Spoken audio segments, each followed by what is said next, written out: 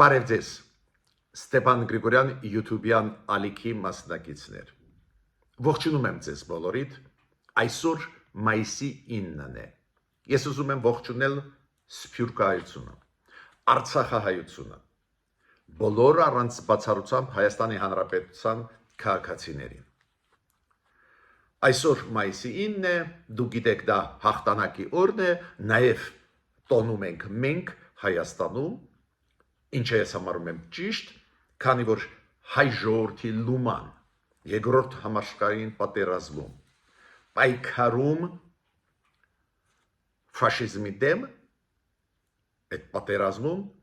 ահավոր մեծ է ու բարձ է այդ նաև մեր տոնն է նյուանսներ պատմական այդ բանի մեջ չեմ ուզում մտնել համաձայն եմ Եվա Սահակյանի հետ որ ասում են պարոն Գրիգորյան դուք ասում եք որ Նիկոլ Փաշինյանը թող չգնա ռիսկային է թող չգնա Մոսկվա մինչդեռ մենք մեծ լումա ունենք ջի ցույց տանք մեր լուման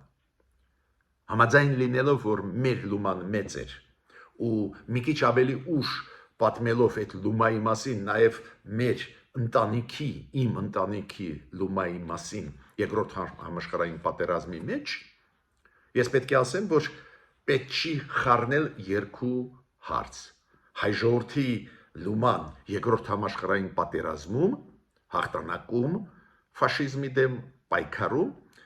չպետք է խառնել այսօրվա Ռուսաստանի ռեալությունների մասին ու մասնակցելու այսօրվա շքերթին ռազմական, որը անցավ դուք գիտեք Կարմիր հրապարակում։ Ես ճիշտ էի կանխատեսում, որ այդ շքերթի ժամանակ ավելի շատ կխոսվի հատուկ ռազմական օպերացիայի մասին Ուկրաինայի դեմ, որը ուղղվում է, այլ ոչ թե երկրորդ համաշխարհային պատերազմում մեծ լումայի մասին սովետական միության ժողովուրդների արևմուտքի ավելի շատ խոսվեց հենց հատուկ ռազմական օպերացիայի մասին նույն Պուտինի ելույթը կարդացեք ավելի շատ ինքը խոսեց դրա մասին այլ ոչ թե երկրորդ համաշխարհային պատերազմի մասին նույնը դիկտորը երբ որ հիշում եք տարբեր զորքերի տեսակները անցնում էին Կարմիր հրապարակում հաճախ դիկտորը խոսում էր նրա մասին որ իրանք մասնակցել են ակտիվ մասնակցել են հատուկ ռազմական օպերացիայում հասկանում եք ինչի մասին է խոսքը այն 3 տարվա պատերազմը որը վարում է Ռուսաստանը Ուկրաինայի դեմ ուղղակի Ուկրաինայի բառը չէր օգտագործվում բայց հատուկ ռազմական օպերացիա հենց այդ օպերացիան է Ուկրաինայի դեմ նույնիսկ երբ որ հիշում եք կազակները անցնում էին կազակները Ռուսաստանի իրանց զորքերի դիկտորը ասեց 45000 կազակներ հիմա կռվում են այդ մասնակցում են այդ ռազմական օպերացիայի մեջ ինչ եմ ուզում ասել որ այդ մի քիչ երկու տարբեր բաներ են ուրեմն սկսում եմ իմ այսօրվա ելույթը ասելով որ մայիսի 9-ը նաև տոն օր է Հայաստանում ես առավոտվանից նայեցի մեր պաշտոնյաները գնում էին հաղթանակի այգի Երևանում հարգանքի տուրք մատուցելու այն զինվորներին այն մեր պապերին ովքեր մեծ լումա ունեն նաև մեր հերոսներին վերջի ժամանակվա դա շատ լավ է ես դա ողջունում եմ մինչդեռ գիտեք պատմությունը իր նյուանսները ունի որոնց մասին առանձին մենք անպայման կխոսենք Առաջինը ինչից ուզում եմ ստեղ սկսել նաև սկսել նրանից որ Նիկոլ Փաշինյանը գտնվելով Մոսկվայում պարզ է ուղեց հայ ժողովրդին Ես օրինակ համարում եմ որ Նիկոլ Փաշինյանը պետք է լինել Երևանում մեծ միջոցառում կարելի է անցկացնել ստեղ ելույթ ունենալ բայց Նիկոլ Փաշինյանը որոշեց գնալ Մոսկվա մասնակցեց այդ Կրեմլի միջոցառումներին երեկվա այսօրվա եւ ուղերձը Մոսկվայից հայ ժողովրդին Այդ ուղերձը բաղկացած է 5 պարբերություններից ես ուզում եմ խոսել առաջի 3 պարբերությունների մասին ինձ զարմացրեց ինչքան դիպուկ ճիշտ մտքեր են ասվում Նիկոլ Փաշինյանի կողմից ուղերձում հայ ժողովրդին այսօրվա 80 ամյակին նվիրված այսօրվա 80-ամյակի հաղթանակի տարեդարձին ֆաշիզմի դեմ ուղղված։ Ինքը ասում է, որ Սովետական միության ժողովուրդները, Սովետական միությունը իր արևմտյան դաշնակիցների հետ հաղթեց ֆաշիզմը։ Ինքը խոսեց նրա մասին, որ այդ գաղափարախոսությունը ֆաշիստական, նացիստական, որ ինչ որ ազգեր կարող են առավելություն ունենալ այլ ազգերի դեմ, սխալ է, փայլուն միտք։ Նաև ինքը ասեց, որ հայ ժողովուրդը մեծ լումա ուներ եւ սովետական բանակի ներսում եւ եվրոպական այլ երկրների, ամերիկյան, եվրոպական բանակների եւ պարտիզանական շարժումներում։ Շատ ճիշտ ինքը ասեց, շատ կարևոր միտք է, քանի որ հայ ժողովուրդը կռվել է ոչ միայն սովետական միության միջոցով ֆաշիզմի դեմ, նաև Եվրոպայում, Ամերիկայում, օրինակ Միացյալ Նահանգներում կար գեներալ, պատերազմի ժամանակ հասած գեներալ Ամերիկայում հայ ազգությամբ։ Դուք գիտեք Միսակ Մանուշյանի հերոսությունները, ինքը այդ պարտիզանական մեծ շարժումը գլխավորում են Ֆրանսիայում ֆաշիզմի դեմ։ Ես պետք է ասեմ մեր ընտանիքի պատմությունից իմ 3 քերիները, մայրիկիս 3 հալալ աղբերները գնացին պատերազմի, 2-ը զոհվեցին, մենք լուրջ լումա ունի մեր ընտանիքը, 3-ից 2-ը պատերազմում զոհվեցին իմ քերիները, մեկը վերադարձավ ու պետք է ասեմ, որ ինքը կռվել է Հարիբալդիի ջոկատներում, պարտիզանական Հարիբալդի, Իտալիայում։ Դա ֆիքսված է Ղազարոս Գևորգյան, կարելի է ստուգել, իրոք մենք մեծ լումա ունենք։ Իմ հայրս վետերան էր պատերազմի, հայրիկիս մեծ աղբերը անցել է եւ ֆաշիստական դեմ պայքարը գերմանական ֆրոնտում էր եւ ճապոնական ֆրոնտում։ Միտքս ինչու՞մ է։ Ցանկացած հայկական ընտանիք ապրող Հայաստանում, ԱՊ երկրներում, Ռուսաստանում կարող է այդ պատմությունները ներկայացնել, ինչ լումա մենք բոլորս տվեցինք, ստեղ ես միանշանակ Եվա Սահակյանին հետ համաձայն եմ։ Ուրեմն ճիշտ է ասել Նիկոլ Փաշինյանը նաև դրա մասին, բայց մյուս միտքը ել ավելի կարևոր, որ ասեց Նիկոլ Փաշինյանը իր ուղերձում հայ ժողովրդին։ Ինքը ասեց, մենք գնում ենք ազատության ճանապարհով Հայաստանը, ժողովրդավարության, խաղաղության ճանապարհով, շատ ճիշտ է, բայց ինքը ասում է շատ բարդ ճանապարհ է, քանի որ մենք տեսնում ենք, որ վտանգ կա, որ ֆաշիզմի դրսևորումներ նորից լինեն, նացիզմի դրսևորում նորից լինեն, ու իրոք մենք դա տեսնում ենք այդ դրսևորումները, ու ինքը ասեց տոտալիտարիզմ, դա էլ է վտանգ ժողովուրդների համար տոտալիտարիզմ, բռնապետություններ, ու ես այդ դեպքում մի հարց ունեմ Նիկոլ Փաշինյանին, բայց ինչ դուք ունեք ընդհանուրը այս ռուսական տոտալիտար համակարգի։ Ինչի գնացիք այնտեղ, դուք ձեր ելույթում ճիշտ հարցադրումներ եք անում, միանշանակ համաձայն եմ տոտալիտարիզմի վտանգի մասին, ֆաշիզմի նոր դրսևորումների, ֆաշիզմի տարբեր տեղերում աշխարհի։ Միաժամանակ գնում ենք այնտեղ, որտեղ որ ակնհայտ տոտալիտարիզմ է, ու ակնհայտ անարդար պատերազմ է Ուկրաինայի ժողովրդի դեմ վարվում, նաև այդ թվում ռազմական հանցագործություններ կատարվում են, նաև այդ թվում Պուտինը ճանաչված է միջազգային քրեական դատարանով ռազմական հանցագործ, որի մենք անդամ ենք, մենք Հայաստանս անդամ ենք միջազգային քրեական դատարանի։ Երկրորդ մասը ուղերձի Նիկոլ Փաշինյանին չեմ մեկնաբանի, դա կապված էր ռեալ Հայաստանի հետ, իրական Հայաստանի գաղափարախոսության հետ, ստեղ ես չեմ ուզում քննարկել, այդ առանձին թեմա է։ Ես հիմա կենտրոնանում եմ մայիսի 9-ի օրվա կապակցությամբ մեր մեծ լումայի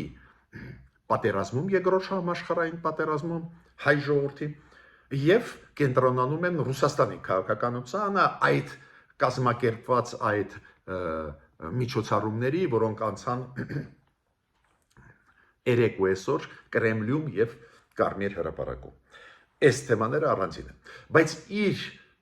ելույթը ուղերձը ինքը ավարտեց նրանով Նիկոլ Փաշինյանը, որ պատերազմ Ադրբեջանի հետ չի լինի։ Ես շատ ուրախ կլինեմ, որ այդպես լինի, իրոք չլինեն պատերազմներ, իրոք չլինեն նոր սրացումներ հայ-ադրբեջանական հարաբերություններում,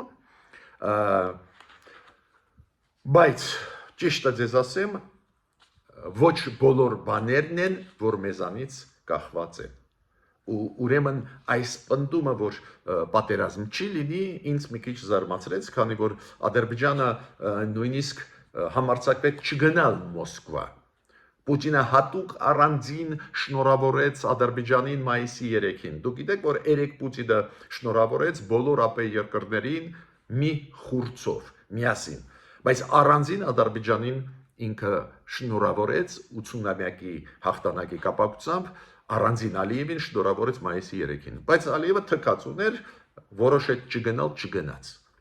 Ուրեմն ես այդպես համարձակ չեմ կարող ասել, որ չի լինի պատերազմ Ադրբեջանի Հայաստանի միջև, ուզում եմ, որ ճիշտ լինի վարչապետը, բայց համոզված չեմ, քանի որ Ալիևը ինչ ուզում է, անում է։ Վաղը ինչ իր ուղեղում ինչ է անցնելու, չգիտեմ։ Պարզ է ինձ համար, ու ես ձեզ զգուշացրել եմ, որ մի վտանգ մեզ համար կա։ Օրինակ, երբ որ անցնեն զորքերը Ադրբեջանի Կարմիր հրապարակով, ու դու գիտես այդ իրանց խմբավորումը, որը կոչվում է հատուկ ջոկատներ, կոմանդոս, ովքեր նաև այդ թվում ակտիվ մասնակցել են ներխուժմանը Հայաստանի տարածք 2022 թվականի սեպտեմբերին, երբ որ իրանք անցնում են, պարզը դիկտորը ասեց, այդ զորքերը ժամանակակից Ադրբեջանի եւ այլ։ Լավ չասեցին, ովքեր կռվել են Հայաստանի ֆաշիզմի դեմ։ Դուք գիտեք, այդ թեզը սուտ Ադրբեջանը փորձում է աշխարհում տարածել։ Լավա դա չասեցին, բայց ասեցին, որ հիշում եք Կարմիր հրապարակում այսօր առավոտ այդ ֆրագմենտը կար, երբ որ ադրբեջանական կոմանդոսը անցնում էր Կարմիր հրապարակով։ Ու դիկտորը վարողը բարձր ձայնով ասեց ադրբեջանական զորքը զարգանում է, այս առաջատար զորքեր, լավագույն կոմանդոսը եւ այլ Ադրբեջանի։ Ու մենք նստած ընդունում ենք Ադրբեջանի զորքերի շքերթում մասնակցությունը։ Ես զգուշացրել եմ դրա մասին, բայց կա այլ մտահոգություն ինձ մոտ, որի մասին նաև մենք խոսացել ենք, որ Պուտինը դա կօգտագործի։ Այս հաղթանակը ֆաշիզմի դեմ, որը անչափ կարևոր է բոլորիս համար, եւ բոլոր սովետական միությունում ապրող ժողովուրդների համար, բոլոր եվրոպացիների համար, ամերիկացիների, բոլոր ժողովուրդների նորմալ համար դա կարևոր էր, այնուամենայնիվ Պուտինը օգտագործի այդ միջոցառումը անընդհատ առաջ բրթելու համար իր օպերացիան, իր պատերազմը վարող Ուկրաինայի դեմ։ Իրանք ձևակերպեցին 3 բարերով։ Հատուկ ռազմական օպերացիա, որը անցկացնում է Ռուսաստանը։ Նույնիսկ չէին ասում Ուկրաինայում, ասում էին հատուկ օպերացիա։ Բոլորը հասկանում են ինչի մասին է խոսքը, ու քողարկելով դա այս փաթեթավորելով մեծ փաթեթի մեջ, ֆաշիզմի դեմ պայքարի մեջ, դա առաջ են տանում։ Եվ դա եղավ Պուտինի ելույթում, Պուտինը Կրեմլից, երբ որ դուրս եկավ Կարմիր հրապարակ, իդեպ ասեմ ձեզ ինքը եկավ Կարմիր հրապարակ միասին Սի Ցզինպինի հետ, Չինաստանի ղեկավարի հետ, բոլոր ղեկավարները առաջ ընկան, նստեցին ամբիոններում, նստեցին իրանց տեղերում, այդ Կարմիր հրապարակում կառուցած այս տեղը, որ ընդունեն շքերթը, տրիբունաներում, իրանք վերջում երկուսով Պուտինը Սինձիպինով եկան միասին նստեցին ընդունելու համար շքերթը, ուստեղ հատուկ ուզում եմ ուշադրություն դարձնել, ինչու Պուտինը այդպես մեծ ուշադրությունով էր Սինձիպինի հետ, հասկանալի է հզոր պետություն, որը մրցակցության մեջ է Միացյալ Նահանգների հետ, ու պետություն, որը օգտագործում է Ռուսաստանին, Միացյալ Նահանգներին անընդհատ հարվածել, անընդհատ խնդիրներ ստեղծել, սա համընկնում են շահերը, Ինքը ցույց տվեց դրանով մեծ հարգանք Սինձիպինի եւ շնորհակալ էր, որ շատ ու շատ պատվիրակություններ, ովքեր կարմիր հրապարակում էին, եկան երեք Մոսկվա այսօր շատ ու շատ պատվիրակություններ, մոտավորապես 25 երկրների ղեկավարներն էին, եկան բարձր որ Սինձիպինի ասելով, քանի որ շատ էին աֆրիկյան երկրներից եւ ասիական երկրներից։ Բայց իր ելույթում հենց կարմիր հրապարակում Պուտինը նորից շեշտը դրեց հենց այդ հատուկ ռազմական օպերացիայի վրա, որը Ուկրաինայի դեմ է։ Ինքը հատուկ դրա մասին ասեց, որ նոր դրսևորումներ, խնդիրներ ֆաշիզմի ու մենք շարունակում ենք պայքարել։ Դες այդ կամ շատ դրա մասին խոսեց համեմատ երկրորդ համաշխարհային պատերազմի հաղթանակի մասին։ Ուրեմն Պուտինը հավաքեց այդ հավաքը ոչ թե նշելու համար կամ ոչ միայն նշելու համար 80-ամյակը հաղթանակի, այլ ինչքան առաջ բրթեր իր թեզերը կապած իր այսօրվա պատերազմի ու բարձե ուզում էր ցույց տալ աշխարհին, որ ինքը ունի բանակ, ուզում էր ցույց տալ աշխարհին, որ ինքը միայնակ չի, իզոլյացիայից, մեկասացումից դուրս է գալիս, ինքը ունի իր հարցերը ու իր հարցերը փորձում էր լուծել։ Մասամբ բաց ձեզ ասեմ, կարողացավ լուծել, քանի որ կարողացավ նույնիսկ դեմոկրատական Հայաստանի ղեկավարին ունենալ այս շքերթում։ Նիկոլ Փաշինյանը այդ շքերթում կար։ Ինձ իմիջիալmente զարմացրեց, որ չգիտեմ դա առօրյակարգի խնդիրն է, բայց բոլոր տեղերում նստացնում են Նիկոլ Փաշինյանին Լուկաշենկոյի հետ։ Չգիտեմ կարող է դա առօրյակարգի հետ է կապված, բայց նախկինում երբ որ ԱՊ-ի երկրները հավաքվում էին, ես չեմ հիշում, որ անընդհատ Լուկաշենկոյի հետ ինքը նստի, միգուցե դա նույնիսկ միտումնավոր էր արված, որ ինչ որ զրուցեն իրանք իրար հետ, դու գիտեք իրանք չունեն իրար հետ, շատ օբյեկտիվ պատճառներով Նիկոլ Փաշինյանը կոշտագույնս քննադատել է Լուկաշենկոյին իր սխալ պահվածքից, բայց անընդհատ եւ Կարմիր հրապարակում այդ տրիբունաներում եւ Կրեմլի այնտեղ երբ որ փոքր-մոքր կարևոր, բայց միջոցառումներ էին ուրեմն մենք տեսնում ենք այս procesները, տեսանք այդ procesները, հիշում եք, երբ որ Նիկոլ Փաշինյանը երեք չարաչորը միջև գնալը, երբ որ հարցրեցին ազգային ժողովում, բայց ինչու եք գնում, ինչ կորցրեցիք, որ գնում եք Մոսկվա, ինքը հիշում եք, ասում էր, դե այնտեղ կարող են լինել երկկողմ հանդիպումներ, այնտեղ կա անհրաժեշտություն, բայց ես այն ժամանակ էլ զգուշացրել եմ։ Ոչ մի հանդիպումներ չեն լինի։ Կարող է ոտի վրա ինչ որ մեկի հետ շփվի, այն կադրերը, որ մեզ ցույց են տալիս Կարմիր հրապարակում Կրեմլի ներսում, ես մենակ տեսել եմ Նիկոլ Փաշինյանի Լուկաշենկոյի հետ, կամ նստած, կամ կանգնած։ Ինչու՞։ Քանի որ Պուտինը կենտրոնացած էր Սի Ցզինպինի վրա, իրեն ոչ ոք հետաքրքիր չէր, նույնիսկ Բրազիլիայի նախագահան իր համար այդ պահին այդքան կարևոր չէր։ Ու երկու օրվա բանակցային լրջագույն process էր, 28 փաստաթուղթ ստորագրեցին, համատեղ հայտարարություն արեցին, համատեղ հայտարարությունով քննադատեցին Միացյալ Նահանգների նոր ծրագրերը հակաօդային այդ համակարգեր ստեղծելու։ Լուրջ process է, ու այդ ֆոնի վրա ինչ որ Հայաստանը ինչ դերստեղ կարող է ունենալ։ Ավելին, շքերթը Պուտինի համար կենսական նշանակություն ուներ։ Լավ շքերթ անցկացնելը։ Ուրեմն բոլորը այդ ֆոնի վրա հանդիպումները կարևոր չէին։ Ուրեմն շատ միամիտ էր մտածել, որ ինչ որ օգուտ կստանաք գնալով, բայց հիմա շարունակում եմ իմ ասածը, ուրեմն շքերթի ժամանակ տարբեր զորքեր էին անցնում, դուք այդ ընդունված տանկիստներ էին, չգիտեմ, ռակետնի վայսկա, օրինակ, հրթիռային զորքեր, այլ զորքի տեսակներ անցնում էին ու դիկտորը այդ զորքերի մասին խոսում էր ու հաճախ ասում էր, որ այս զորքերը նոր եկան հատուկ ռազմական օպերացիայից։ Կոպիտ ասած նոր եկան ճակատից ուղղված Ուկրաինայի դեմ։ Ես պետք է ասեմ, որ այդ պրոպագանդիստական մեքենան լավ էլ աշխատացրեց Պուտինը, ինչ ունենք մենք ընդհանուր այդ ռոպագանդիստական մեքենայի հետ ես չգիտեմ, բայց ուզում եմ ասել, որ Պուտինի ելույթում շատ հետաքրքիր մեկ բան կար։ Պուտինը ասաց, որ ռուս ժողովուրդը մեծ աջակցություն ստացավ, օրինակ Կենտրոնական Ասիայի եւ Հարավային Կովկասի ժողովուրդներից։ Շատ ու շատ մարդիկ հիշում եք, երբ որ առաջի մի տարիա որ նահանջում էին սովետական զորքերը, շատ ու շատ գործարաններ, շատ ու շատ մարդիկ տեղափոխվեցին Կենտրոնական Ասիա եւ Հարավային Կովկաս, ու ասում է իրենց շատ լավ ընդունում էին,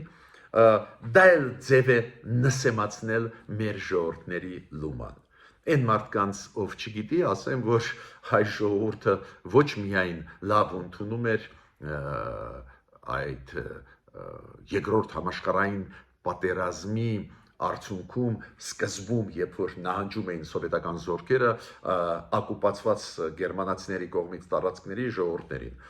ոչ միայն դա ենք մենք անում, հայ ժողովուրդը ունի լրջագույն լումա այդ պատերազմում։ Պատկերացնում եք, անմիջապես պատերազմի վերջում մենք տվել ենք 5 մարշալ, փոքր ազգ տվել ենք 5 մարշալ։ Շատերը չգիտեն 5-րդ մարշալին, բոլորը գիտեն մարշալ Բաբաջանյան, մարշալ Բաղրամյան, Խուդյակով Խմփերյանց, Ադմիրալ Իսակով, բայց Օգանով կար ինժեներային զորքերի մարշալ, մենք տվեցինք անմիջապես պատերազմի վերջում 100 գեներալից ավել, սովետական միության հերոսներ 100-ից ավել, միտքս ինչում է, այս ձևի չափանիշներ շատ քիչ ազգեր ունեին, ռուսները, ուկրաինացիք, մեծ լումա, այդ ամեն ինչը հիմա չեմ թվարկելու, բայց ինքը նսեմացրեց, որ իբր մենք լավ ընդունեցինք փախած, ասենք, այդ տարածքների, որոնք կորցրեց առաջի փուլում պատերազմի սովետական միությունը, այդ փախած մարդկանց լավ ընդունեցինք։ Դրանով ուզում եմ ասել, որ Ռուսաստանը ուզում է ամբողջը Իրան վերագրել, այդ հաղթանակի ամբողջ գլխավոր մասը Իրան վերագրել, իդեպ ասեմ ձեզ այն փաստը, որ Պուտինը առանձին շնորհավորեց հաղթանակի կապակցությամբ Ալիևին ու միայն ավելի ուշ 3 մայիսի 8-ին շնորհավորեց նաև մյուս ԱՊ երկրների ղեկավարներին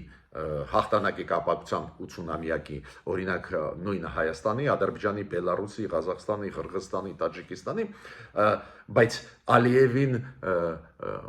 մայիսի 3-ին դա էլ է ցույց տալիս, որ իր մոտեցումը սուբյեկտիվ է, օբյեկտիվ չի։ Ես պետք է նաև ասեմ, որ ինքը շնորհավորեց Մոլդովայի եւ Վրաստանի ժողովուրդները, չշնորհավորեց իշխանություններին, Պուտինը չշնորհավորեց Տրամպին այդ հաղթանակի կապակցությամբ, ոչ էլ եվրոպական երկրներին, լուրջ մրցակցություն է գնում, լուրջ ծանր վիճակ, արևմուտք Ռուսաստան։ Ես պետք է ասեմ, որ այս procesների մեջ մեր դերը իմ կարծիքով պետք է լիներ, որ մենք հստակ ցույց ենք տալիս, որ մենք պարզ է մեծ լումա ունենք այդ պատերազմում, պարզ է ուզում ենք, որ խաղաղությունը աշխարհում լինի, այդ գիծը ճիշտ է, բայց գնալ